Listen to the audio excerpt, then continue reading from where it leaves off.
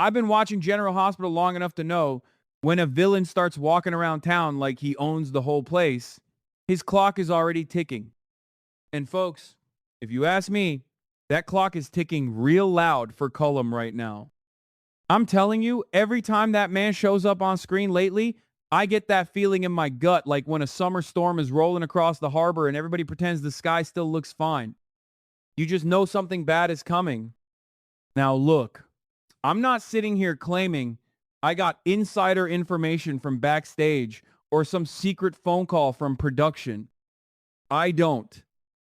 But after all these years watching soaps, you start noticing patterns. You start reading the mood of a story the same way old fishermen read the tide. And from everything I've been seeing lately, I honestly believe Andrew Hawks may be nearing the end of his run as Cullum. There's just too much smoke around this storyline right now. I've seen people online arguing back and forth about whether Andrew is officially leaving or not, and honestly, I don't even pay half that noise any mind anymore. Fans get carried away. Rumors fly around faster than gossip at a church picnic down south. What matters to me is the feeling of the writing itself.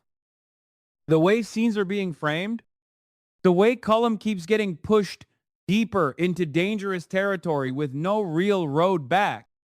That's usually the sign. And the more I think about it, the more Cullum reminds me of Victor. Lord have mercy. Victor thought he was untouchable too. That man spent years poking at everybody in town, pulling strings, threatening lives, building secrets behind closed doors like some mad scientist hiding in the basement. And now here comes Cullum, walking down the exact same road, different face, same poison. The Cold Fusion Project alone tells me this story isn't heading toward redemption.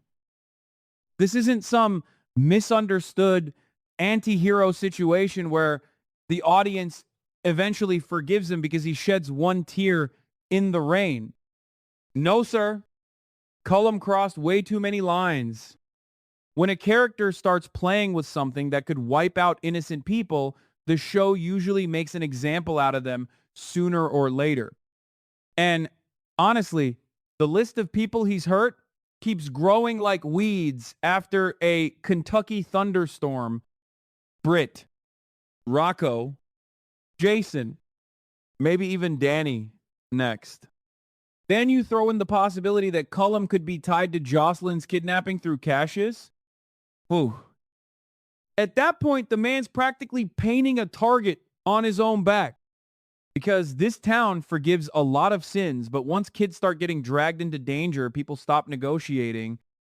That's why I keep circling back to Pier 55. Now, guys, tell me I'm not the only one noticing how symbolic that place has become. That dock is practically turned into a graveyard for bad decisions. Months ago, Britt ended up hurt there. Cullum got shot there and nearly died. Jason got dragged into a whole mess afterward because WSB accused him of pulling the trigger. That location means something now. Soap writers love doing that.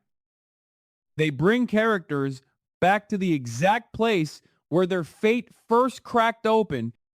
It's poetic in that dramatic daytime TV kind of way. And if Cullum really does go down for good, I'd bet my last cup of diner coffee it happens at Pier 55. The second attack, the final reckoning, same place he almost died before. That kind of storytelling writes itself. Now, the real question is this: who pulls the trigger? And, buddy, I've gone back and forth on this more times than I can count. The answer that keeps landing hardest for me is Britt, because emotionally, it fits too perfectly. I can already picture it in my head. Britt and Rocco trying to escape town quietly before everything completely falls apart. Maybe they head toward Pier 55 because it's the fastest way out. Maybe Britt thinks they still have a chance to disappear before Cullum catches up. But villains like Cullum always chase too hard. That's their weakness. They can never leave well enough alone. And if he corners Brit there, if Rocco's in danger, I honestly think Brit could do it. Not because she wants revenge. That's the important part. I think she'd do it because she finally realizes nobody else is going to stop him in time. And there's another layer to this that really breaks my heart when I think about it. Brit knows what's waiting for her because of Huntington's disease. That shadow never leaves her. Imagine carrying that knowledge every single day, knowing your future is slowly being stolen piece by piece. A person changes when they live with that kind of truth sitting on their shoulder. That can create a kind of courage most people don't understand. Not reckless courage, desperate courage. The kind where somebody stops being afraid for themselves because they're more afraid for the people they love. That's why I can see Brit pulling that trigger to save Rocco and maybe save herself too. Not as some action movie hero moment.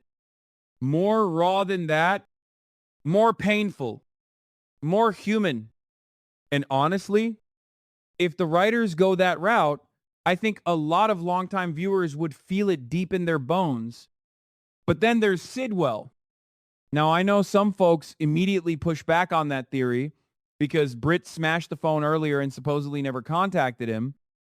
I hear all that. But soaps change direction fast. Faster than an old pickup taking a sharp turn on a muddy back road. One scene can rewrite everything. What if Brit uses another phone later?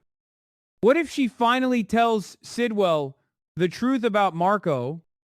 That possibility right there changes the whole board. Because if Sidwell learns Cullum killed Marco, I don't care how calm or calculating he tries to act, that becomes personal. Real, personal. A father carrying grief like that can turn ice cold in a heartbeat. And I can absolutely imagine Sidwell hunting Cullum down to Pier 55 after learning the truth, especially if Cullum is already there chasing Brit. Suddenly, all the storylines collide in one place at the worst possible moment. That's classic soap chaos right there. And honestly, it sounds exactly like something the show would do. But y'all know the theory that really intrigues me? Ethan.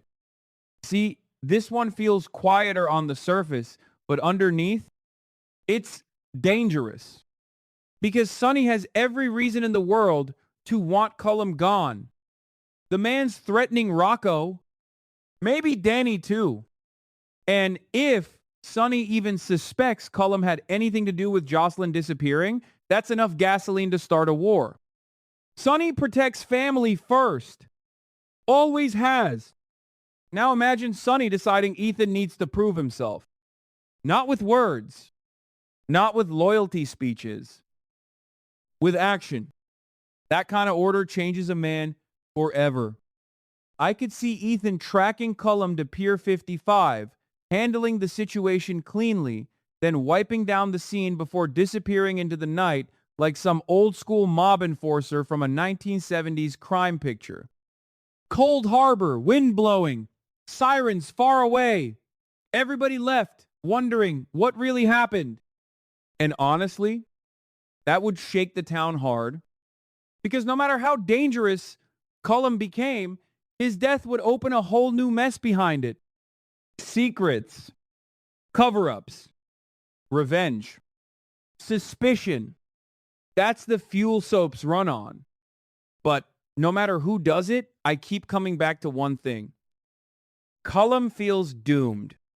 Not maybe in danger. Not might survive somehow. No. This feels like the final chapter of a villain who pushed too far, hurt too many people, and started believing he could outsmart consequences forever. And soap history tells us those characters almost always fall hardest, especially when they return to the very place where death already brushed past them once before. Pier 55 doesn't feel finished with Cullum yet. Not even close.